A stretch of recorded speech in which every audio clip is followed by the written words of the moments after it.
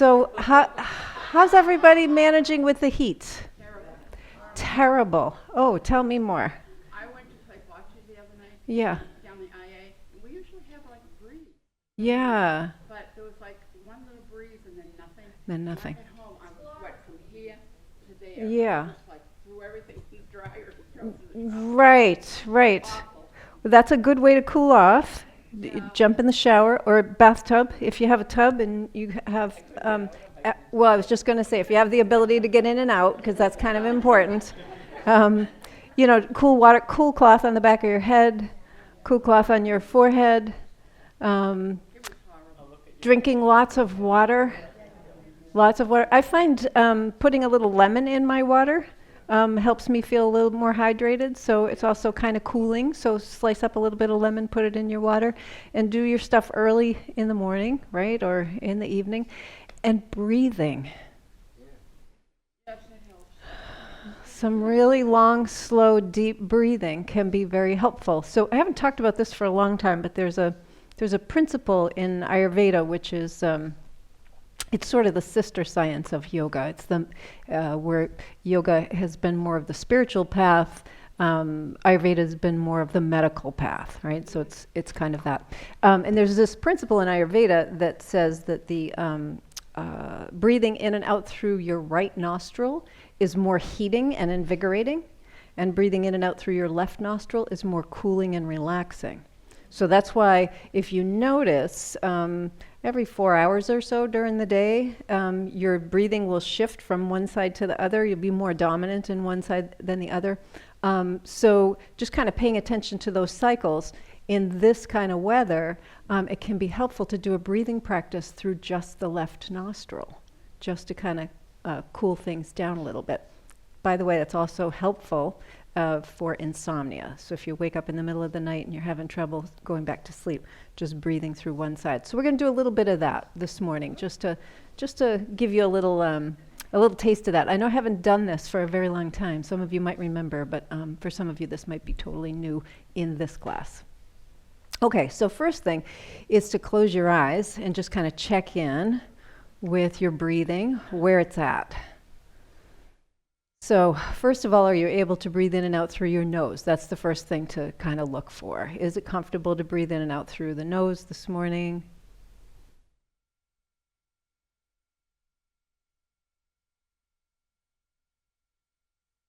And do you notice that you're more dominant through the left side or the right side? So are you more dominant through one side or the other? The answer might be yes, the answer might be no.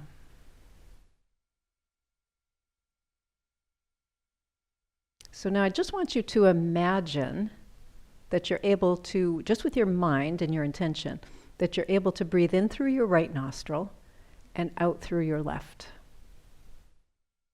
So again, you're doing this with just your intention, just your mind. You're breathing in through the right and out through the left. So it's almost like a little horseshoe, right? The air comes in the right, goes up into the nasal passages, and then down into the lungs, and then comes back up and out through the left.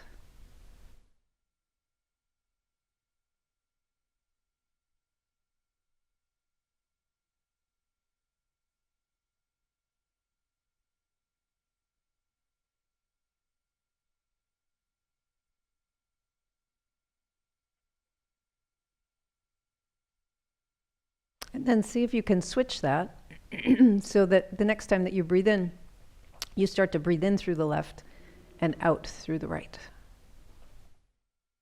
So we're just reversing the direction again with just your mind, just your intention. You're breathing in through the left and out through the right.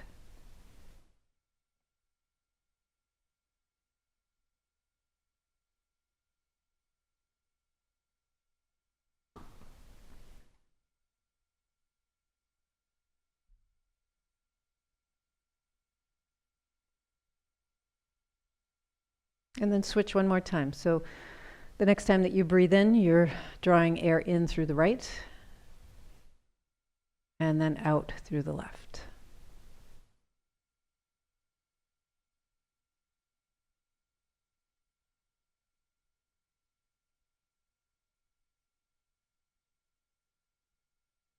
And then in through the left and out through the right.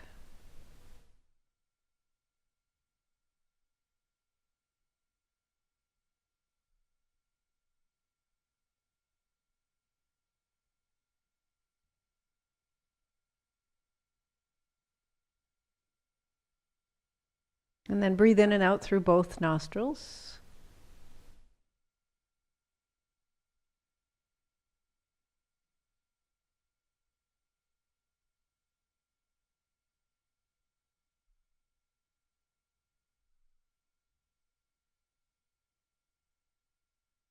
And let your eyes open. And then you're going to take your right hand and you're going to use your thumb and just gently block off your right nostril. So you're just going to kind of put your thumb right up here near your nostril. And then I'm going to have you breathe in and out through the left. Okay, so the right thumb is just gently blocking off the nostril, so you don't want to be mashing your nose. And if it feels like you're not getting enough breath, you can let your thumb go for a moment, breathe in and out through both, and then go back, because it can start to feel like you're not able to get a deep enough breath if you're not used to this single nostril breathing. So just breathing in and out through the left nostril.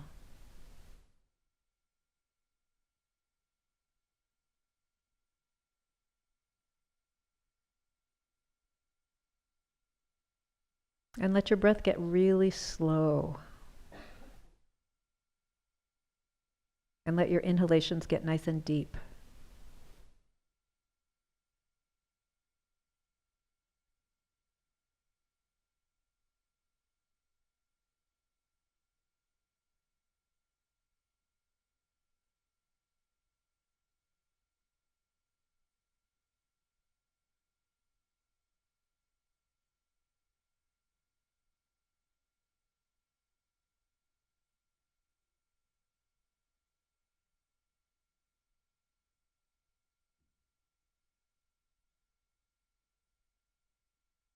And then you can remove your hand, just let it come back to your lap, and just go back to that breathing through both nostrils. Notice if it feels like you can get more air now, if you have better capacity to breathe in and out.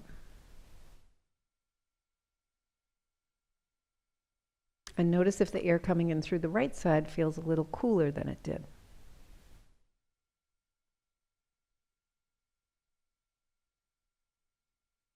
Let's take in one more breath, let it out with a sigh.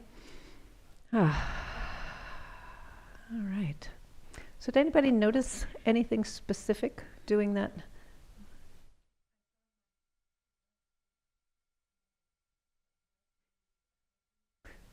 Could be allergies. Yeah.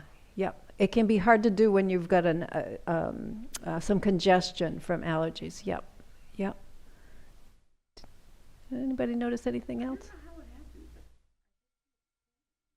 Cooler on the right side, yeah, because it had been blocked off, right? So then when you went to breathe in, it felt a little bit cooler. Yeah.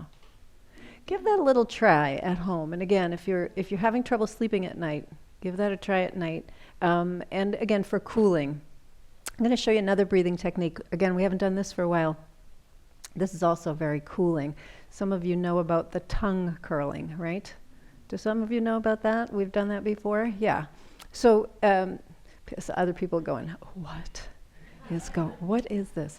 So this is one of the few times in yoga, or in life in general, as far as I'm concerned, that we want to breathe in through the mouth. Because we breathe in through the nose because that filters everything. It preconditions the air so that your lungs are getting something that's like just in that Goldilocks zone, right? So when you breathe in and out through your mouth, you are literally taking in whatever's out there, and your lungs are just having to deal with it.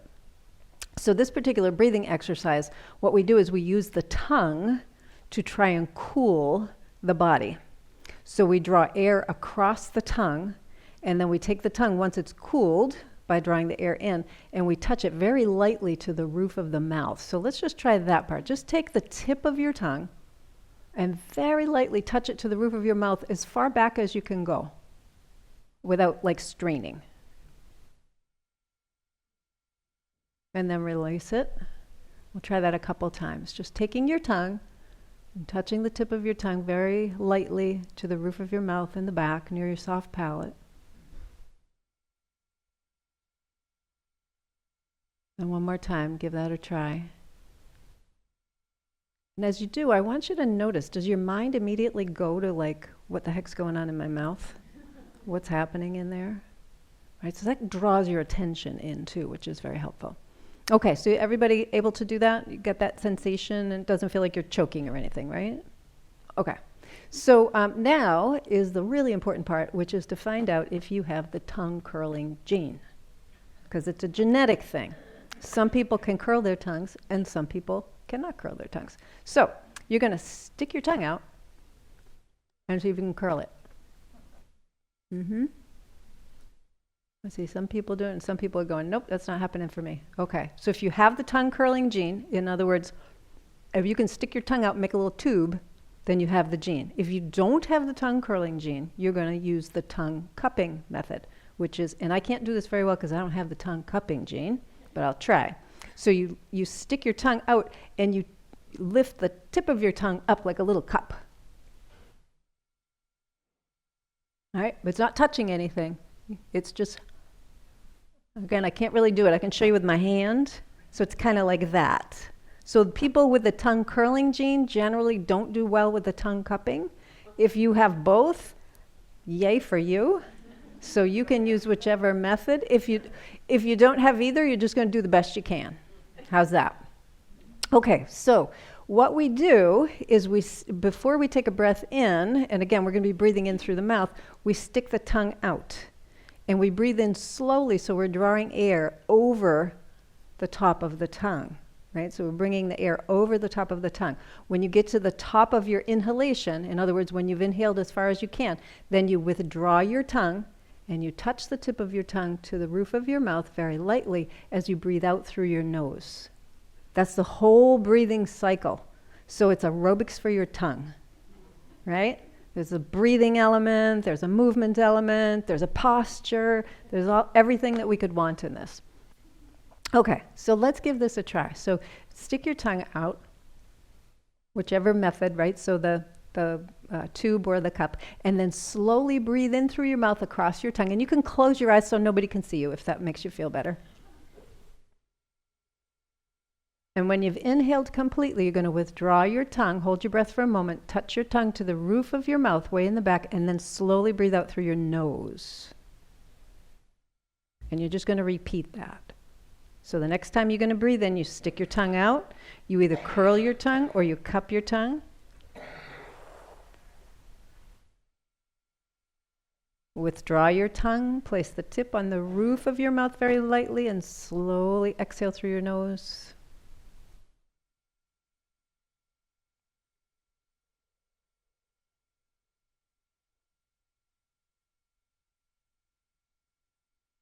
So we're just repeating this.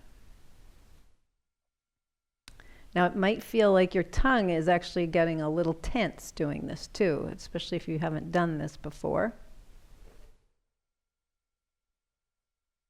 I can start to feel like your mouth is getting a little dried out, maybe your throat's getting a little dried out, and we're only going to do 2 more. So wherever you're at, I want you to do 2 more, inhaling across the top of your tongue, either the tip of your tongue with it cupped or with a little tube, and then touching the tip of the tongue to the roof of the mouth, breathing out through the nose.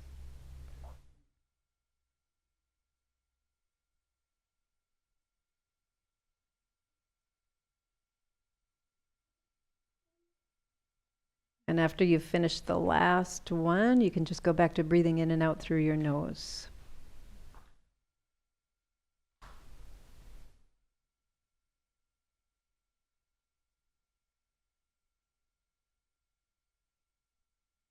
And then when you're ready, open your eyes.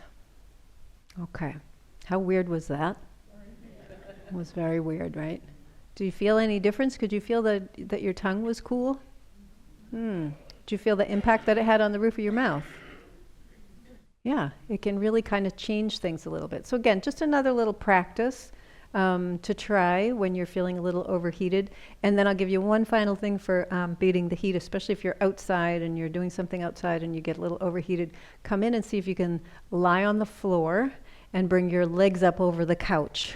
So you're in, they call it the 90-90 position, right? So 90 degrees at your knees, 90 degrees at your hips. It's like you're sitting, but you're lying on your back.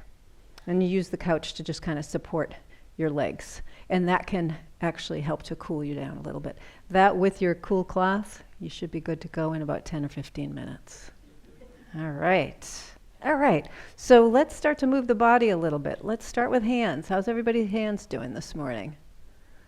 We got good hands or not so good hands? Good hands? Good hands. Yeah. Thank you, hands. They do a lot. They do a lot. And then let's extend the hands in like a little starfish, and we're just going to circle the thumbs. So just circling the thumbs. Relax your shoulders. So your hands can do this all by themselves. And then extend your thumbs and circle your first finger, so your pointer finger. And then extending the hands again, we're going to circle that middle finger. And then extending, let's go for the ring finger. And you might notice that one finger doesn't move by itself. It kind of takes others along for the ride, and that's okay. And then we'll go to the last finger. Breathing in and breathing out. Are you doing that? More than just the minimum? Okay. All right. And then just squeeze and extend the hands a little bit. Good. And then circle at your wrists. We're going to move through the upper body here a little more quickly this morning. So circling around, and then let's extend both hands, press out through the heels of your hands. Have your hands a little lower than your shoulders, just a little bit. And then we're going to bring the fingers down and up, keeping your elbows nice and straight. So we're just going down and up, or up and down, however you want to look at it. And then the next time that your right hand is up, we're going to bring the left hand down and then switch. So it's like a little dog paddle with just your hands. So breathing in, breathing out. Good. Okay, and then hands are flat. Bend your elbows, bring them back a little bit toward you. And then keep your hands flat, and we're going to go out to the little finger side. I almost said toe. And then we're going to go into the thumb side. So we're just trying to get this movement at the wrist. There might be a little movement in your elbows, but see if you can bring all the movement from your wrists. So elbows bent is helpful for this. If you have your elbows in by your sides like this, that actually helps to prevent that elbow movement. Good. And are you going in the same direction or opposite directions? Opposite, same. So do the opposite of what you were just doing. So in other words, if you were going like this, go like that.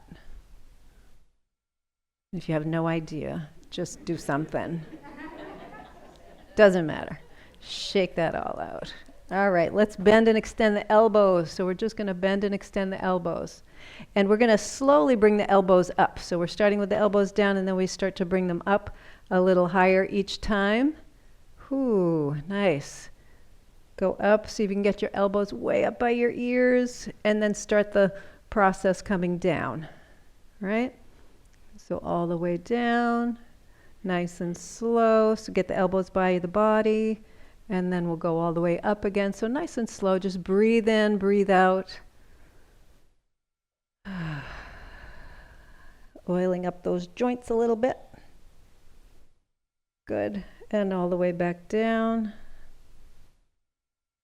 Good. All right. And then let's take the arms out to the sides, and we'll do some elbow workout here. So same thing, just bending and extending. Next time you have your hands on your shoulders, stay there for a moment. Let's make this a little fun. So extend your right arm, and now we're just going to switch. So we're going to go from side to side, right? So see if you can switch elbows, switch arms. Good. Okay. One more time each side. And then both hands on your shoulders, let's circle around. So bring the elbows as close together in the front as they'll go. Bring the shoulder blades together in the back. So it's like you want to touch your elbows in the front and you want to touch your elbows in the back. That's how big that rotation is. All right. Inhale and exhale. Good. Okay, and then just the right. Up and around. And as you're doing this, see if you can twist your body a little bit. So as your elbow comes forward, twist your body to the left. As the elbow comes back, twist your body to the right. Relax your neck and your jaw. And then let's relax that arm and elbow will go the other side. So we're just giving it a nice big circle and a twist in the body. Now notice if you're going forward with your elbow or backward with your elbow.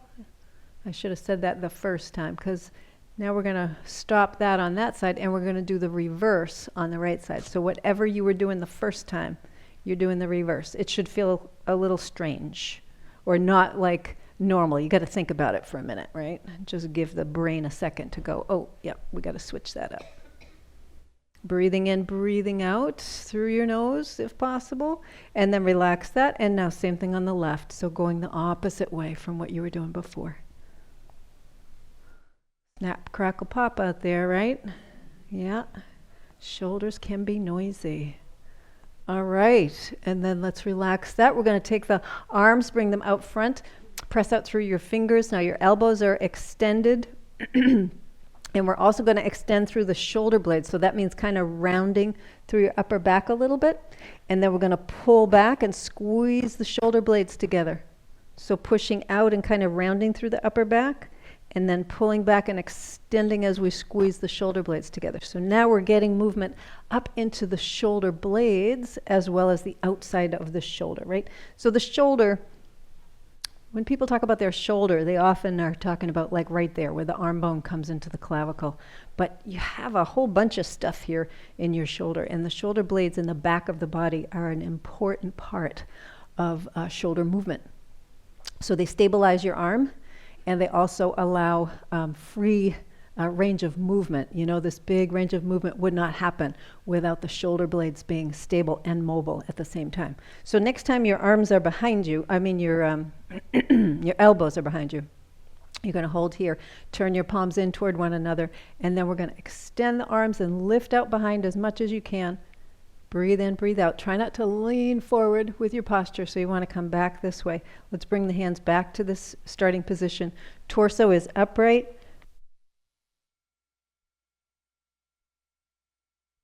So the torso is upright, and now without leaning your body forward, we're just going to extend those arms and lift and squeeze the shoulder blades together, and then come back. And one more time, and we're going to hold this time. Okay, so as we're holding this time, let's see if we can flap the arms a little bit, sort of like a little dragonfly, right? Little dragonfly wings back there. So just that slight little movement. Squeeze the shoulder blades a little more. Keep breathing in and out. Nice full deep breaths through the nose if possible. And then relax your arms. Let them sweep down and hang down by your sides. Close your eyes. Breath in, breath out with a sigh. And just notice what you feel in your shoulders and your arms. Notice what you feel in your hands and fingers. Take a deep breath in, let it out, and let your eyes open. Good. All right, we're going to move down to the feet. Of course we are. So look down at your feet, and I actually needed to grab my foot earlier, so if you can see, that's your foot. Those are your foot bones. Look at all those bones in there, right? Did you know your toes were that long? Like, those are your toe bones, all the way up. So when you look down at your foot, and you can have a look up here, kind of looking down at your foot, look where your toes are. Do you have a toe that's crossed over? Do you have a toe that's tucked under? Do you have toes that are like so close together that they look like one big toe? Right? So just kind of looking down and just seeing what that's all about. So the function of your foot, it's not just your toes and then this other stuff in here. There's all these bones in here that help to create your arches, that help to create movement in your body, because there's a flexibility in this foot. When I'm pushing off, there's a flexibility in the foot that has to happen. So that's why it's so important for us to mobilize our toes, right? So let's do that. Looking down at your toes. Lift them all up, spread them out nice and wide. See if you can see space between all your toes. And that's not generally, that's not necessarily possible for everybody, right? So there might be an issue with a toe that's on top of a different one. So just do the best you can here. And then let's see if we can place them down one at a time, starting with the baby toe. And then the second to the baby. And then the third to the baby. The fourth to the baby. And then finally that big toe. Right? Let's try that again. So lift all your toes. So it's like we're playing piano with the toes, right? So we're going to press the little toe down and then just go up the line toward the big toe, one at a time if you can. Let's do that a couple more times. So lifting all the toes, keeping I didn't say this, but keep the tripods on the floor, right? Those are the points of your heel, your big toe knuckle, and your little toe knuckle. And you're going to spread the toes and lay them all down, one at a time. Oh, let's do it one more time just for fun. The more you do this, the better you get at it. It's literally like playing the piano. The more hours you put in, the better you're going to get at it. Okay, and then relax all of that. Release the tension in your hands and your jaw, because I know you were clenching both. This can be really hard, right? This can be really hard, because these are movements that we don't do on a regular basis, especially if we're in shoes, right? So we kind of put the shoe on and we forget. We put the shoe on and we forget the 26 bones that are in each foot. That's a lot of bones. Considering you only have 200 in your body, you got 26 on the right and 26 on the left. That's a quarter of all the bones in your body in your feet. And we put them in shoes and forget about them. Okay, so let's do this now. Let's lift up all the toes again, and we're going to exercise just that big toe, right? So again, your tripod's on the floor, so don't lift the knuckles. You're going to keep all the little toes lifted, and you're going to press down strongly with the big toe. And lift and press. And we're just going to go through this. So lifting and pressing, breathing in and breathing out as you lift and press. Notice if your hands are tense, if your jaw is tense. See if you can relax that. And as you're lifting and lowering the big toes, see if you can bring the big toes in the direction of each other. Right? Does that make sense? So in other words, instead of just lifting up and down like this, you're going to lift up and then lift down, trying to bring them in toward one another. Does that make sense? Yeah. So let's say these are my big toes, right?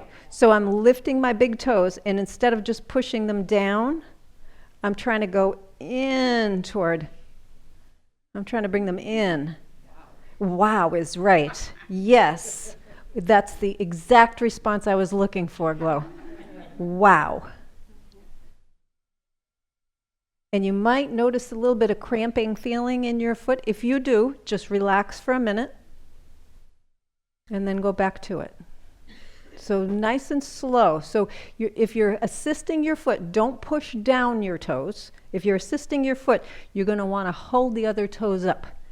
You want the movement to be happening with the muscles, but one in particular here in this arch. You're trying to build that arch muscle a little bit better. And that goes for people who have flatter feet and for people who have high arches equally, right? Because a flatter foot means that the muscle here on the inside needs to be a little stronger.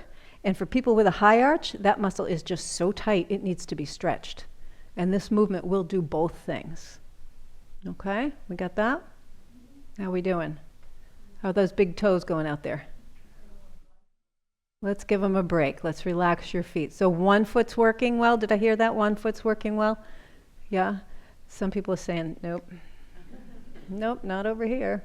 So again, the more you do this, the more proficient you'll get at it. If you think about the amount of time that you spend in shoes, and most shoes prevent you from doing this.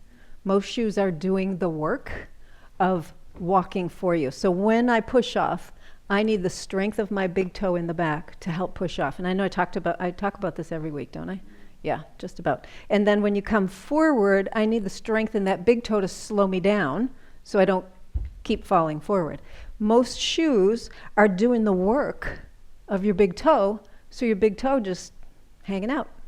It's not getting any conditioning. It's not getting any stronger. It's not getting any more flexible because your shoe is handling all the work. So if you think about how much time you might spend in a supportive shoe, and then you do a few exercises, maybe you think about a couple times a week, and you do it a couple times, it's not going to have as big an impact as if you could make it part of your daily or nightly routine. Like, how many people sit and watch TV in the evening for even like an hour or two? Yeah, great time to do this. Just sitting there, right? So you're sitting there, whether you have your feet up or you have your feet down, doesn't matter. Take your shoes off. Do these little exercises for your toes. It can have huge impact because that's going to build over time. So you don't have to carve out, you don't have to be like, oh my gosh, with all the other things I need to do to get my day going, now I have to build in all these foot exercises too. Just take advantage of time that you have that's kind of free to do. Okay, so let's go back to these little feet. We're going to lift up all the toes again. We're going to keep the big toes lifted, and then we're going to try and press down all the other toes, all of them, and then lift and lower. So it's just the opposite of what we were doing. So again, if you're going to assist, I want you to assist with holding the big toes up, because what we're trying to do is engage the muscles in the bottom of the feet, right? Engaging the muscles in the bottom of the feet. And it's only fair that you're assisting on the lift. You have about 20 intrinsic muscles on the bottoms of your feet, on the bottom of your foot. And intrinsic, I mean muscles that are just in your foot, not leg muscles. That's a lot. You know how many on the top? 2. Yeah. So you can see how important it is, the strength in the bottom of your foot. There's 10 times as many muscles in the bottom of your foot as there are in the top of your foot. Pretty impressive. Okay, relax all of that. Take a breath.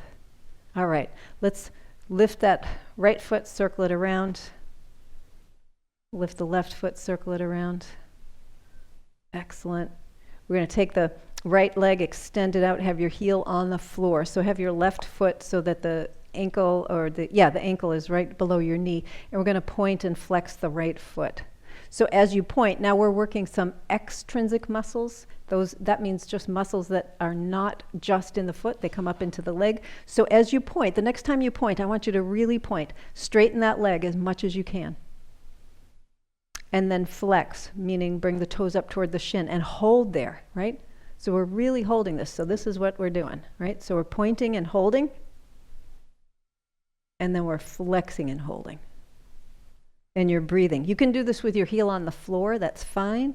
You can do it with your toes touching the floor. That's fine. I want that knee as straight as you can make it. So we're getting up into the quadriceps muscles. So really hold it at the end of the movement, right? So don't just tap and go back and forth. We're really holding at the end of the movement. Should be a little harder. Okay.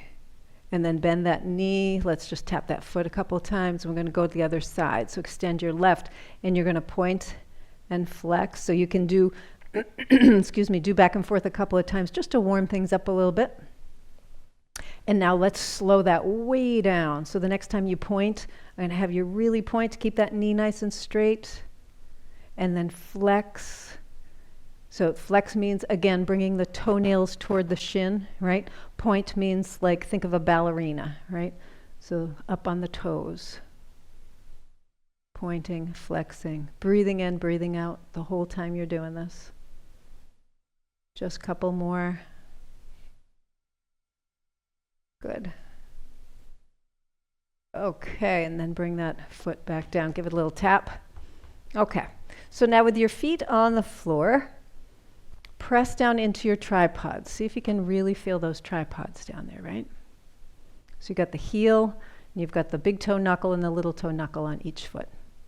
And now move your feet, move the intention of your feet to the outer edge, right? So it's almost like you're lifting the inner edge of your foot, but you're not quite lifting the inner edge of your foot. It's like you're putting more emphasis on the outer edge. And notice what happens to your knees when you do that, right? And then bring more weight to the inner edge. And again, you don't have to lift the outer edge of your foot. Just bring more intention there. Notice what happens to your knees. Right? So let's do that a couple more times. So go to the outer edge of your foot, press down, down, down, like you're going to stand up, right? So you got to have some pretty good pressure there. Notice your knees go out, and then notice your knees go in. And again.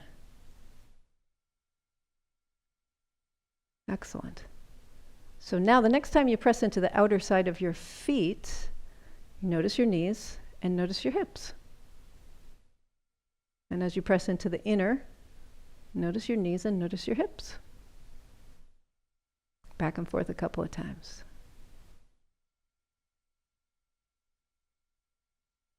Good. And then relax. So you feel that connection?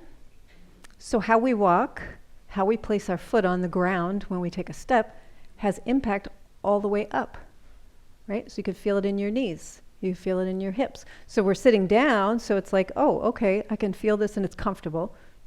But imagine now if you're walking and you've got your knees going in and out, or in every step or going out every step, it's going to put some wear and tear on the knees. Going to start to put some wear and tear on the hips. So just kind of noticing how you're placing your feet when you walk is pretty important. So let's go on up to that knee, and we're going to go to the right side, and we're just going to bend and extend the knee. A couple times here, just lubricating that joint a little bit. We lose our joints are not very vascular, meaning there's not a lot of blood flow. As a matter of fact, there's very little after like age 35. So we lose that vascular connection to our joints. The only way to keep our joints mobile then is to move them. Okay, bring your foot down. We'll go the other side.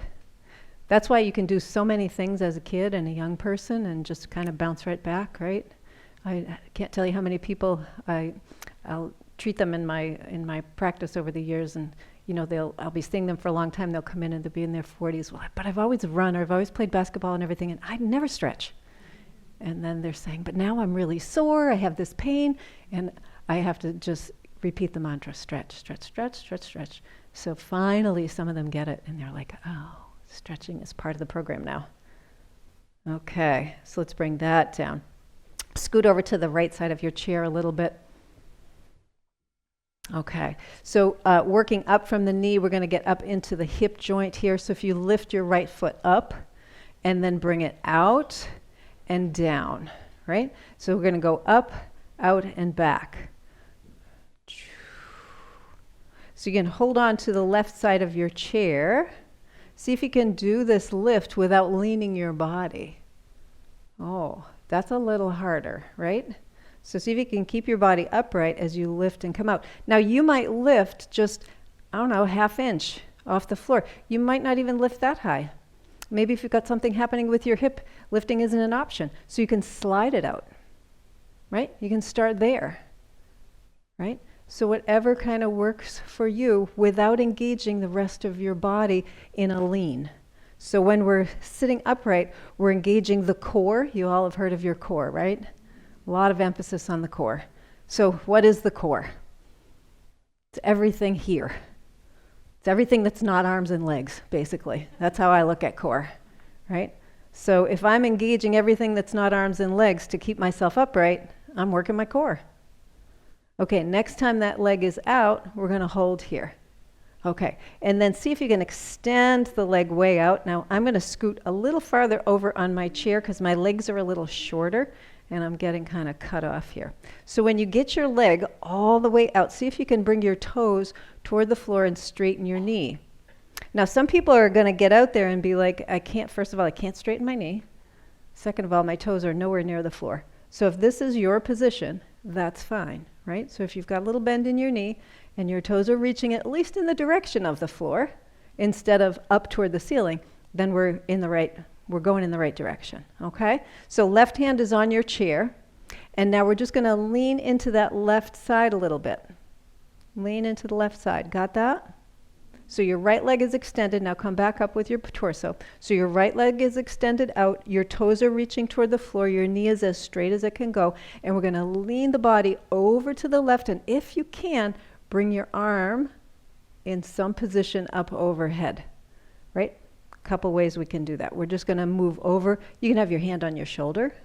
I like this one personally because I feel like it really gets to my torso, which is where I need the stretch, is through my ribs. So just having the arm here, and see if you can keep your elbow behind your ear. In other words, not here in the front, but behind the ear. Okay, so your left hand is on the chair. It's your right arm that's coming up. Good. Now, some people have the flexibility and the ability in their shoulder to bring that right arm all the way up and over. If that feels okay for you, go ahead and do that. I'm going to do my next two. We're going to do two more. I'm going to do my next two with just the hand on the shoulder and the elbow lifted, because that feels good to me this morning. Good. Excellent. One more time. Good. Okay. Let's bend that right knee a little bit. I'm going to walk the foot back in. And then we're going to take that leg and cross it over the left one. So we have the right knee on top of the left knee, if you can do that. If your leg doesn't cross that way for whatever reason, you can cross at the ankle. So what we're going to do here is we're going to engage the inner thigh muscles, like you're trying to pull the inner thighs together, and what that'll do is it'll bring the outside edge of your right foot a little closer to the outer edge of your left leg. You get that when you do that? So now, as you're doing that movement, sitting up nice and straight, right? It's important to keep your spine tall. Remember that core. So we're pressing the inner thighs together, getting nice and long, and see if you can engage your glutes. Y'all know where your glutes are? You're sitting on them, right? So you're engaging your glutes, you're going to get taller. And then relax everything and see how you shrink like ½ inch, right? It's amazing. So let's try that again. So squeezing everything and relaxing. And two more times. So squeeze everything, sitting up nice and tall, breathe in, and relax as you breathe out.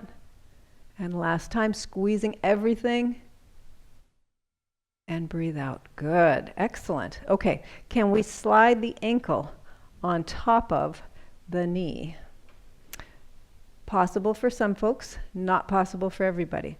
So if you got your ankle on top of your knee, what I want you to do, can y'all reach your heel? Can you reach down there, grab your heel? So you feel your heel bone on the outside, the big bone here on the outside? Do y'all remember what bone that is? What? Heel bone. Heel bone. No, that's your heel bone. That's your heel bone. Oh, okay. It's your fibula. It's the little bone in your lower leg that comes out. That's what that ouchie bone is there. That was a practice for the final exam, which is coming up, so you guys better study. So between this bone and your heel bone, there's like a little hollow, little divot, little free space.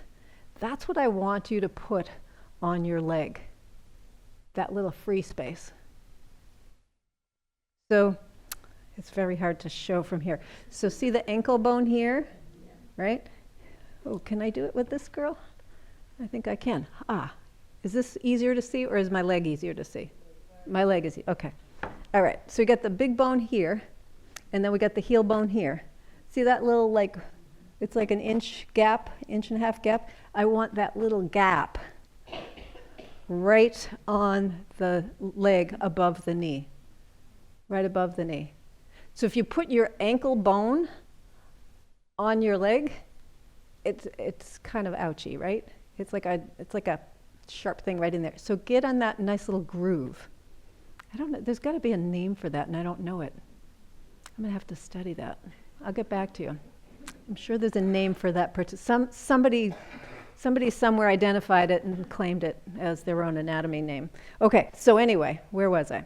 So we have the ankle bone kind of hanging off to the inside of that leg. Now you're going to take the right leg and imagine you can pull your knee toward the floor. You're not pushing with your hands, but you're using the muscles in your hip, your thigh, and you're pulling that knee toward the floor and then relaxing.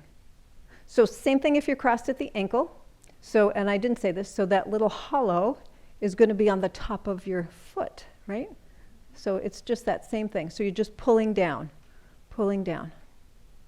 and releasing.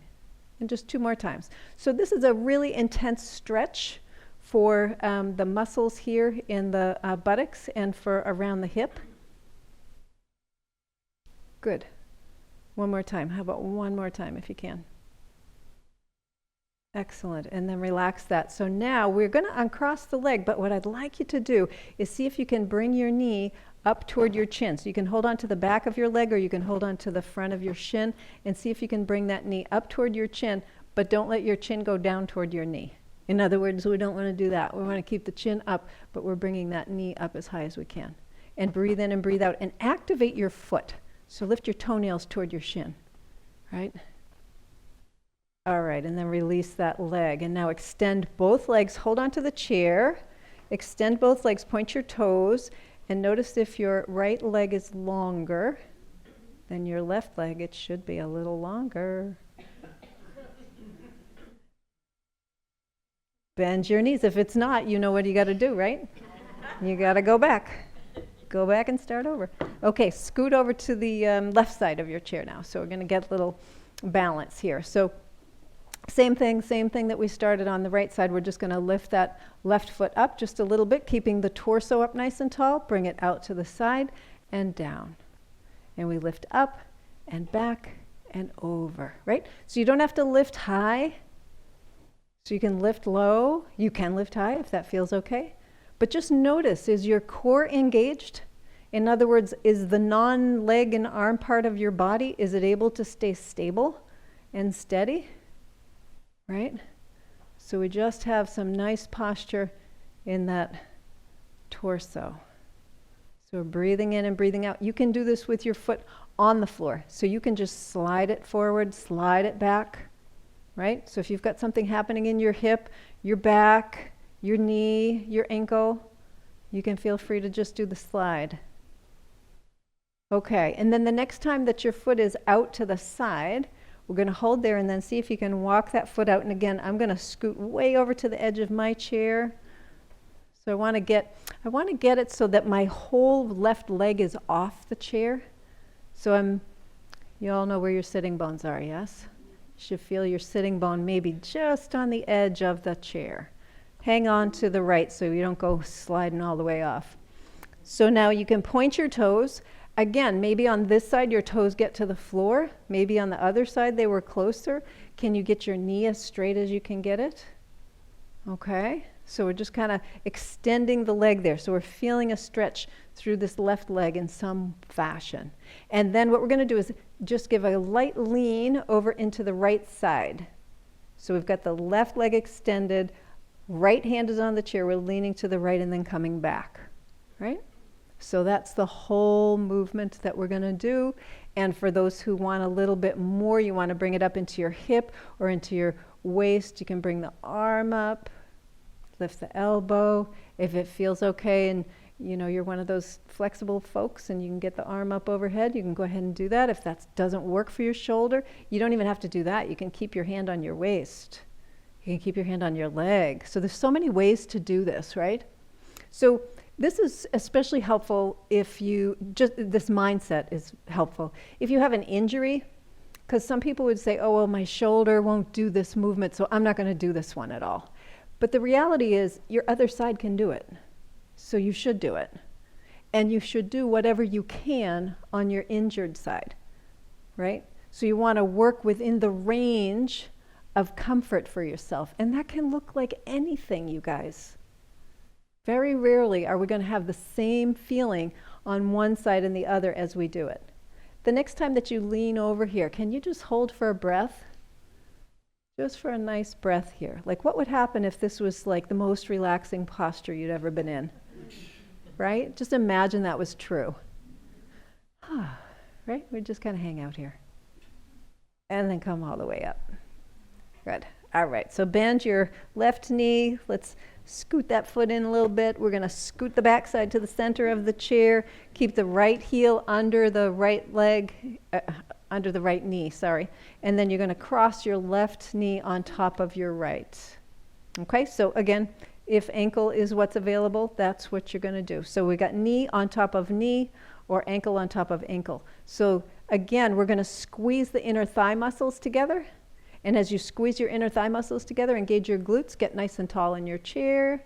And you're going to press the outside of your left foot to the outside of your right leg, and then relax everything, right?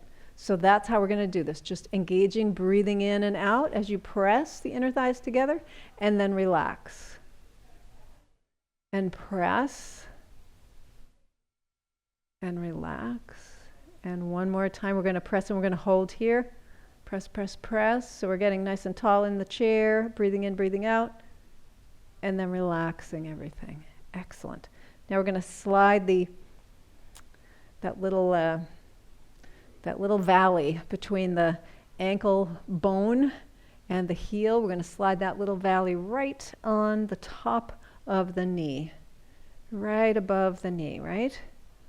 Good. And if you're crossed down here, same thing. You're going to get that little valley between your heel bone and your ankle bone. All right. And then using the muscles here in the outer part of the hip, the thigh, we're going to pull the knee down toward the floor and then relax it. So you're not pushing with your hand, right? You're not pushing with your hand. We're bringing it down and relaxing. Bringing down and relaxing. Good. So again, really kind of opening up. This can be pretty uncomfortable for a lot of folks, this outward rotation of the leg like this, and then trying to get it a little bit more outwardly rotated, especially if you don't tend to be super flexible. Some people have a lot of flexibility in their hips. Some people have a little less flexibility in the hips. Good. And then we're going to relax that. And now we're going to take this leg, bring the knee up toward the chin, but don't let the chin move toward the knee. So you can grab hold of the back of your leg and give it a assist. Or if you can grab hold of your shin and you want to bring your toes toward your shin a little bit here, right? So you're activating the foot muscles. Breathe in, breathe out. Sit up really tall, right? So we get really tall in the chair. Good. And then let that go. Whew. Extend both legs. Have a look down there. Are we even? We're even? Good. We're not even. Not quite. Okay. So starting over again for you. We're moving on though. We'll be moving on. Okay, so come right up to the front of your chair. Now we're going to do something just for like the hips and low back. And I talked a little bit about this last week, about your sacrum. Do you all remember your sacrum? It's that big triangular bone. It's shaped like that, right at the base of your spine. So your sacrum is, if you think about, do you know what a keystone is in an arch? So if you have an arch, right, that comes up like this, there's a keystone in the very top of that arch that holds everything together, right? Your sacrum is like a keystone. So you have the hip bone on this side, you have the hip bone on this side, and then you have the spine right above it, and the sacrum is right in between those three kind of structures, right? At the bottom of your sacrum is your tailbone. I talked about this last week because I remember saying how the tailbone curves under. It actually curves under back into your body. It doesn't curve out. So your sacrum, excuse me, your sacrum is getting a little bit of movement here, but most of the movement is going to be happening right here in the hip joints where your leg bones come into your pelvis, right? So with your feet a little wider than your chair, and bring your heels out in front of your knees a bit. What I mean by that is, here's your heel under your knee, right? I'm going to have you bring your heel out in front of your knee. So there's less than a 90-degree angle there. It's more like a 65, 70 degrees. And we don't have to measure that, but we'll just pretend we know what we're doing. So have your hands on your thighs. Keep your spine nice and tall, right? Pull your belly in. And then we're just going to bend forward from the hips and then come back up.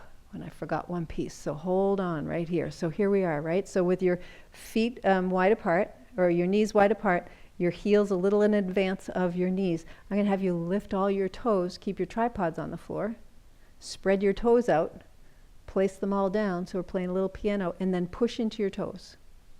Okay? So that's going to be like your anchor point. So right now your toes, you're like a little tree frog, right? Where the toes are just hanging on. So we're going to press forward from the hips, press down into the toes. And when you get down there, look, are your toes curling under? If they are, you're pushing a little too hard. So you want to back off a little bit and then come back up.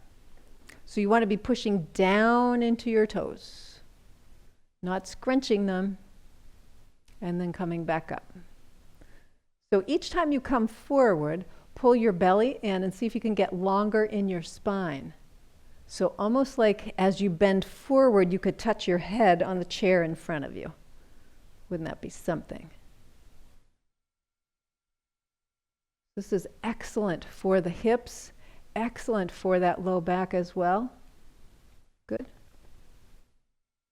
And one more time. Can we do just one more time? So keeping the back nice and flat as you come forward.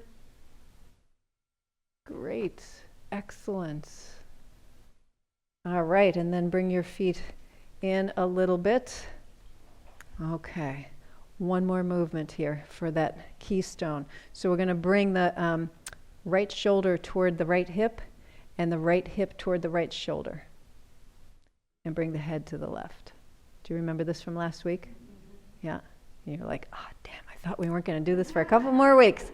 And then come back. So for those who maybe weren't here or don't remember. So now we're going to go to the left side. Bring your left shoulder to your left hip. Bring your left hip to your left shoulder. And then bring your head to the right. You're trying to straighten your head. Right? So when I'm like this, my head is kind of cocked off to the left. I want to bring it straight up. Does that make sense? Yeah. Let's go to the right. Whoop, I did it the wrong way. And then let's go to the left. Good. Okay, just a couple of those can have big impact on that keystone, on that sacrum where it comes into the pelvis. So I don't recommend that you do like more than 5 of these at a time, 5 on each side.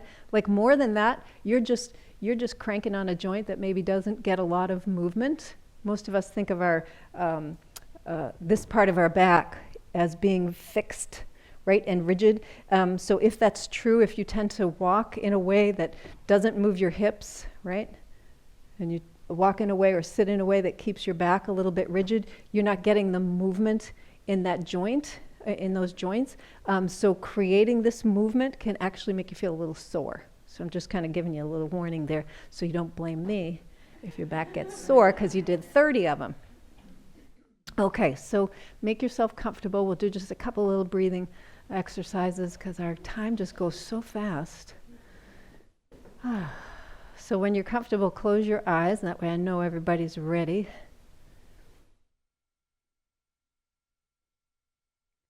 And then just notice how the air is moving in and out of your body.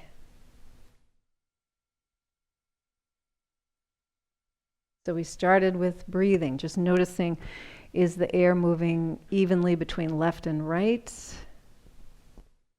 Are you more dominant on one side than the other?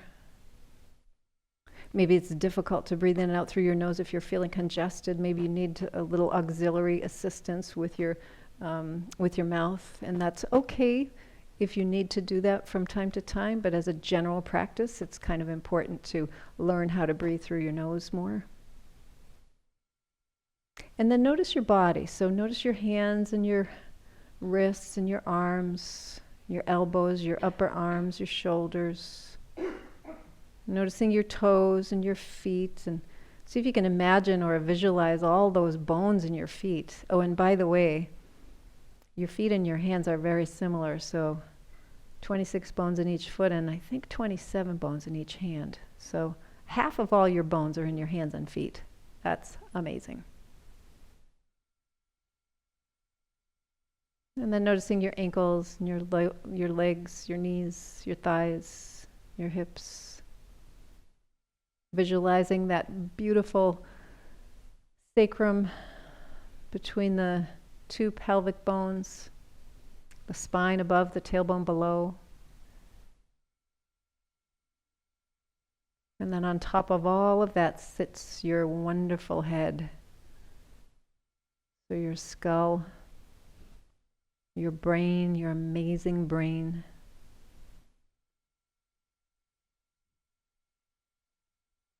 And as you breathe in and out, see if you can feel sort of a connection between your toes and your head.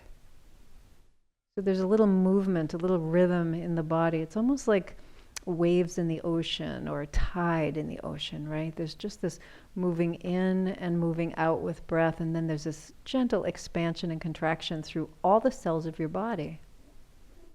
Because when you breathe in, you're delivering oxygen to your blood. Your blood is bringing that oxygen down to your toes and every part in between.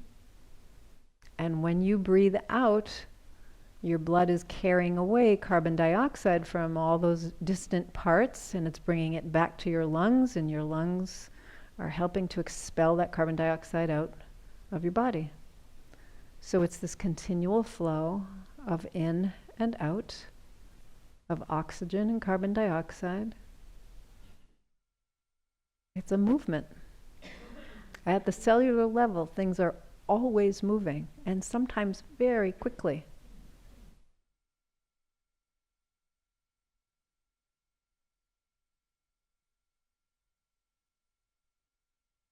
Breathing in, breathing out.